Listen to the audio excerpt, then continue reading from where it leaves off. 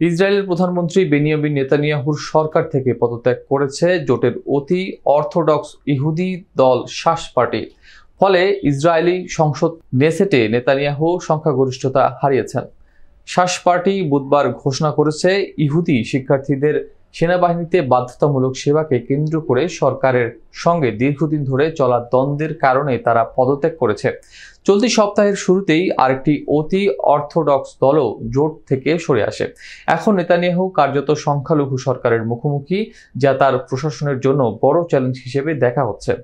ইসরায়েলের সব নাগরিকের জন্য বাধ্যতামূলক সামরিক সেবা থাকলেও অতি অর্থোডক্স সম্প্রদায় ধর্মীয় শিক্ষার কারণে এ থেকে অব্যাহতি দাবি করে আসছে। সামরিক সেবাকে কেন্দ্র করে সরকার ও অতি অর্থোডক্স দলের মধ্যে দীর্ঘদিন ধরেই টানাপোড়েন চলছে। এই ঘটনায় নেতানিয়াহুর সরকারের ভবিষ্যৎ অস্বচ্ছ হয়ে পড়েছে।